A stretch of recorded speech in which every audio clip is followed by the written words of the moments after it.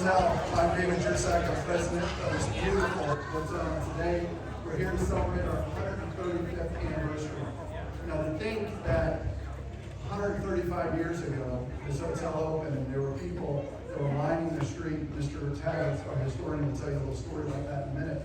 But to think that I've worked at other historic hotels and think who was standing in your spot and over the number of years and where they were. But our first guest, like you, joined us on this porch 135 years ago today.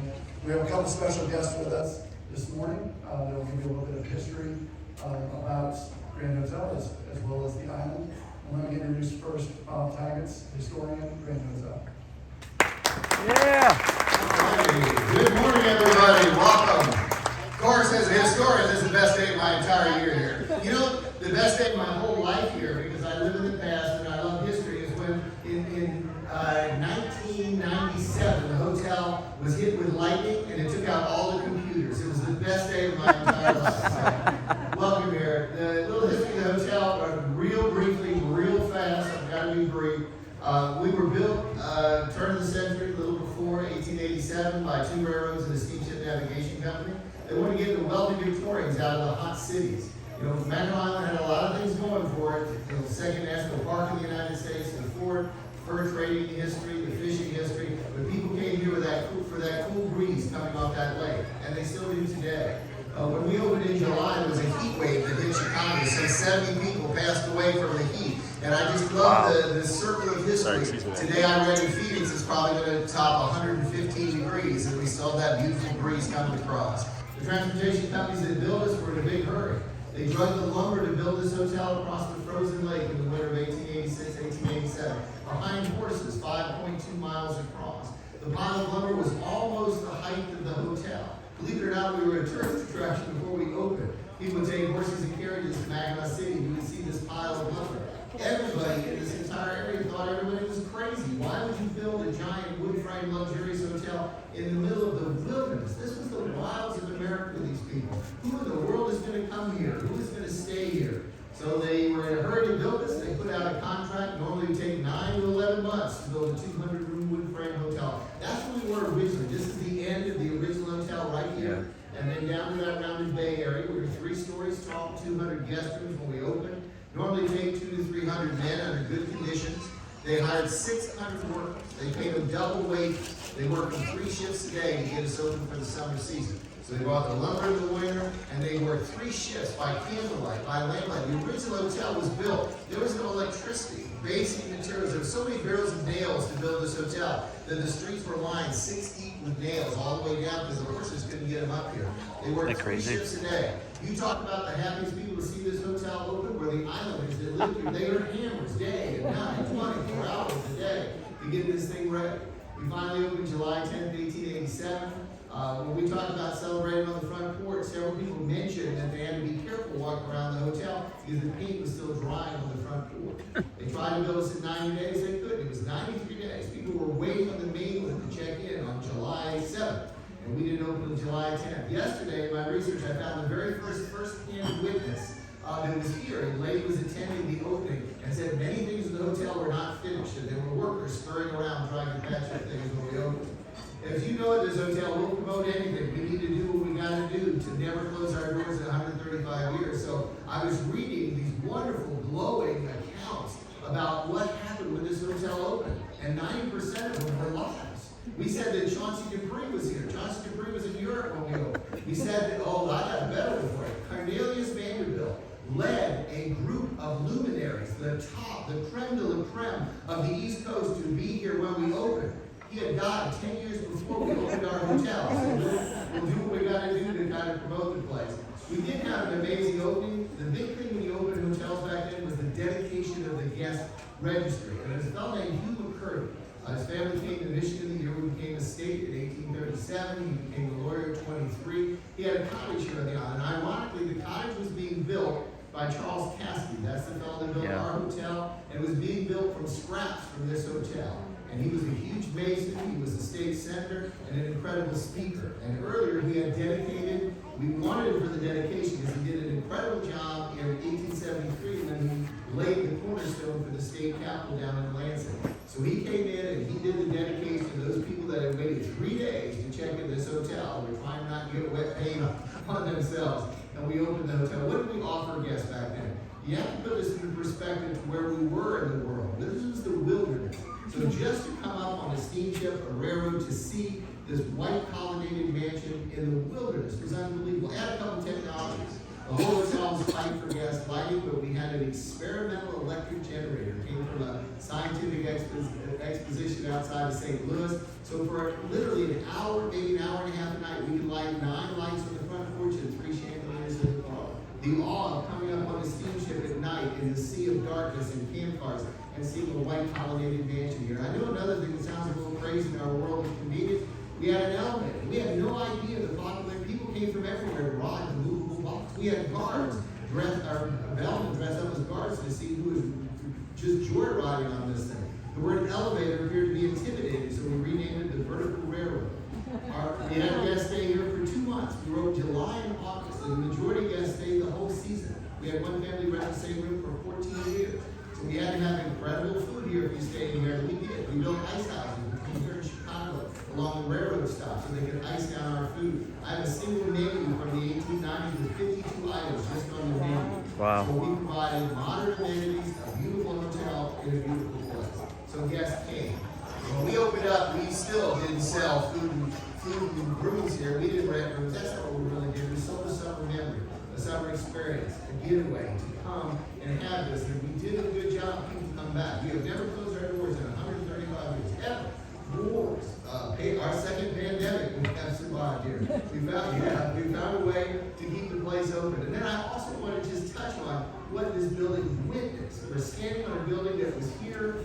This building saw the sailing ships convert over to steamships, and then the large freighters, and the cities develop here. Right in front of this hotel, 124 years ago, a carriage came by. A fellow named Edward Pettigrew came by here, and there was a carriage, and there was no horse in front of it. He had brought the first car to Mackinac Island. People were just astounded at this thing. The windows were rattled in this hotel when the first airplane was roared. Can you imagine? Can you imagine on this front porch, right where we're standing, a fellow came from up to Sault Ste. Marie, and he demonstrated this new thing called an Edison gramophone. And the look of people's faces, you hear the human voice of music come out of the machine for the first time. Our first radios, we bought radios put in here. We put a single radio in here. We had the radio listening room in here. And never mind the first television. The first television we brought in was when the space shot came. They put TVs around so we could see the space shot down here and put it in. So the evolution of this building and what it's seen, the first airplane to rattle the windows, a jet aircraft standing on the moon as well.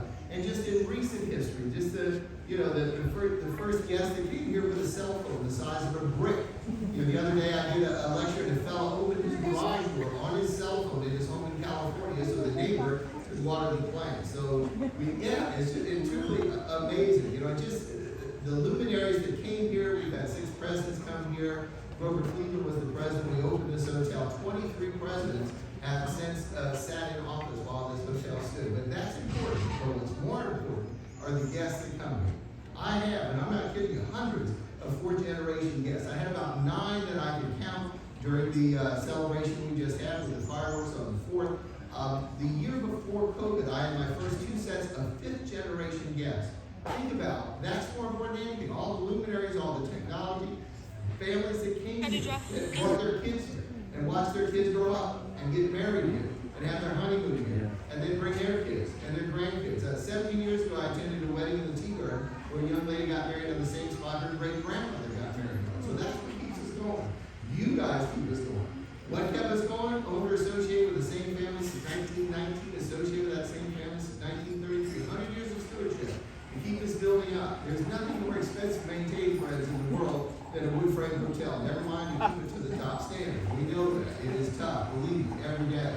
But we got a new sheriff in town. We have a new chapter, a new future. And that new future comes with investments in this hotel. If you would have told me some of the things that we have done and some of the things that we plan to do in this hotel, it's amazing. It assures the existence of this hotel for not just us, but future generations, another 135 years. So thank you guys for coming and have fun. Happy birthday. Thank you.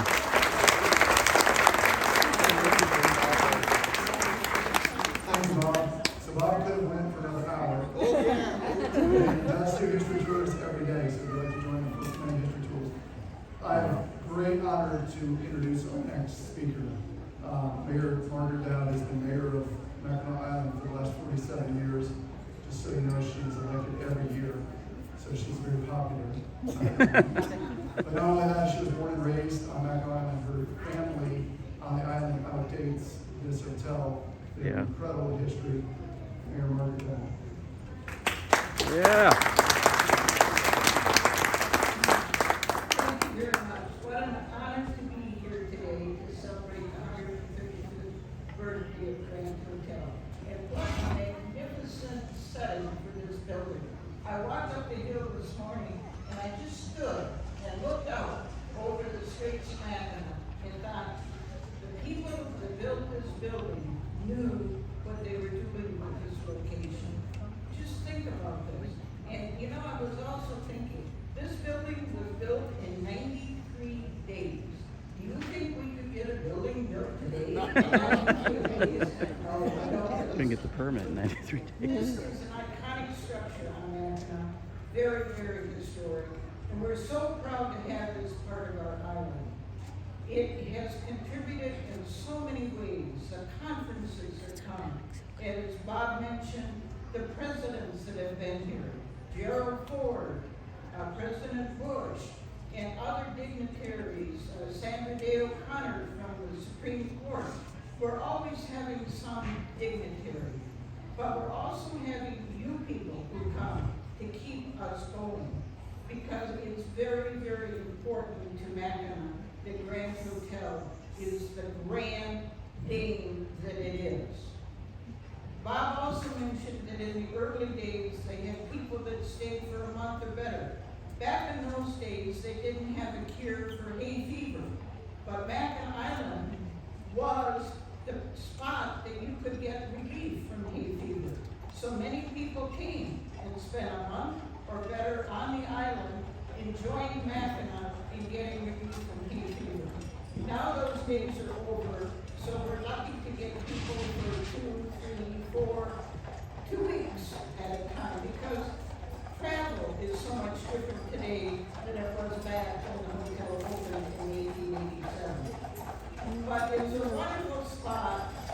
It's a spot that we on the island are very grateful to have. And I just want to tell you one quick thing, since I live here year-round. When the Grand closes at the end of the season, and we walk up Cadott Avenue, and the lights are out, it's very dark and very sad to us, because we know that it's the end of another season. But in the spring, it's just like a big white flower moving up again, and all the lights and all the activities come. And we 500 people that live here year-round look forward to that, because it's a beginning of another wonderful season at Grand Hotel. We appreciate the staff. We appreciate everything that everybody does to keep this hotel in pristine condition. This is Mackinac. This is pure Michigan. Happy birthday, Grand Hotel.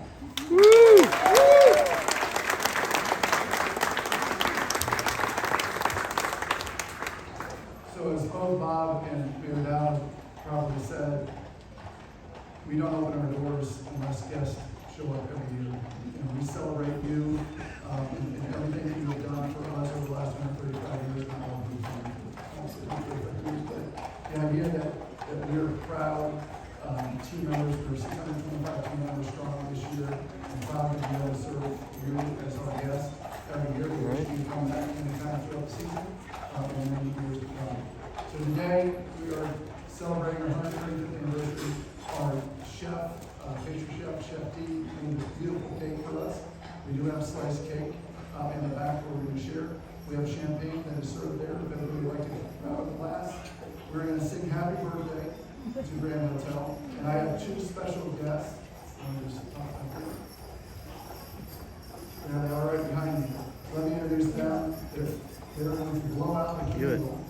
John Hewlett, and who we affectionately call Chief Ken Zimmerman, have both been at the hotel for 50 years. Wow. There are two longest serving associates that work for us. We're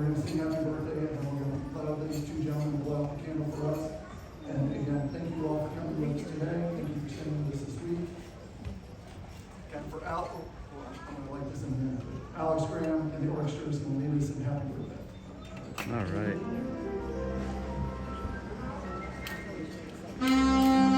Birthday to you.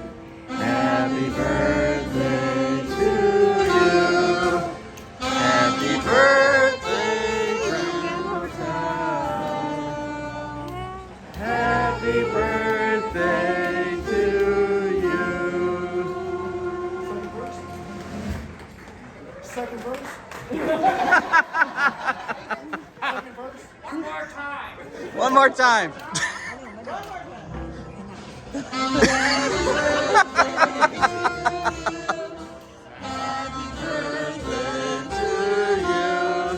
Happy birthday, dear town. Happy birthday to you. Norm saved the day. Woo. Yeah!